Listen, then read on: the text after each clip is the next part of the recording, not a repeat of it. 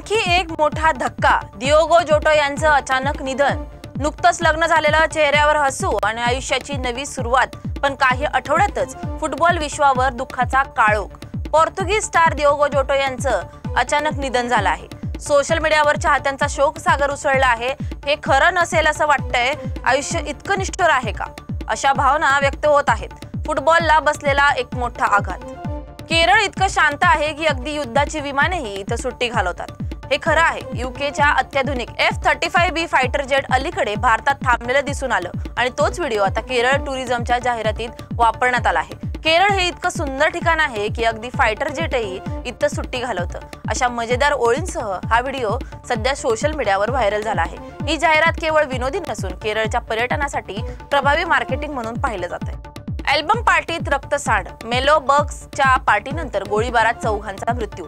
अमेरिकेत शिकागोमध्ये रॅपर मेलो बग्सच्या album release पार्टीनंतर भीषण गोळीबार झाला। या हल्ल्यात 4 जण ठार आणि अनेक जण जखमी झालेत। रात्री पार्टी संपल्यावर काही वेळातच हा हल्ला झाला। पोलीस तपास करत आहेत, मात्र हल्ल्याचं कारण अद्याप स्पष्ट झालेलं नाही। ही घटना अमेरिकेतील वाढत्या हिंसाचाराचं आणखी एक धक्कादायक उदाहरण ठरते आहे। गल्लीतलं भांडण थेट हत्या प्रयत्नापर्यंत, युवक गंभीर जखमी। जुन्या वादातून 17 वर्षांच्या अभिषेक दोरास्वामी याच्यावर 3 अल्पवयीन मुलांनी कोयत्याने जीवघेणा हल्ला केला। डोकं, पाठ आणि हातावर जबरदस्त वार करण्यात आले असून त्याचा डावा पंजा मनगटापासून तुटून वेगळा झाला आहे। हा भीषण प्रकार शिवाजीनगर रेल्वे स्टेशन जवळील सार्वजनिक शौचालयाबाहेर बुधवारी दुपारी घडला। गंभीर जखमी झालेल्या अभिषेकवर संचेती रुग्णालयात उपचार सुरू आहेत। शिवाजीनगरमध्ये 3 अल्पवयीनांवर खुनाचा प्रयत्नाचा गुन्हा पुढील तपासात सुरू आहे। अमेरिकेतील युटा येथील इस्कॉन मंदिरावर गोळीबार।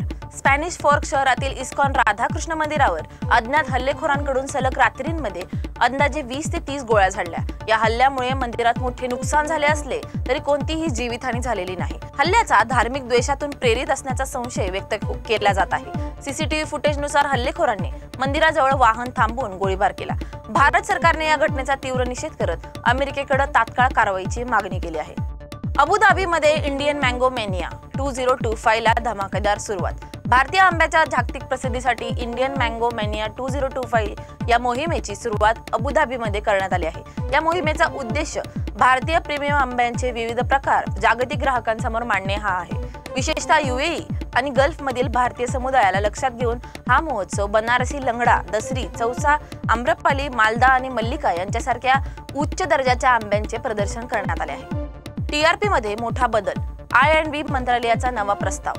माहिती व प्रसारण मंत्रालयाने टीव्ही रेटिंगसाठी नवीन नियम सुचवले असून यामध्ये BARC ची एकाधिकारशाही संपून अनेक एजन्सींना परवानगी देण्याची तयारी आहे। सध्या देशात 230 कोटी टीव्ही घरांपैकी केवळ 58,000 लोकमीटरद्वारे प्रेक्षक संख्या मोजली जाते। ही संख्या खूपच कमी असून स्मार्ट टीव्ही व OTT सारख्या नव्या प्लॅटफॉर्मवरील प्रेक्षकांचा योग्य विचार होत नाही।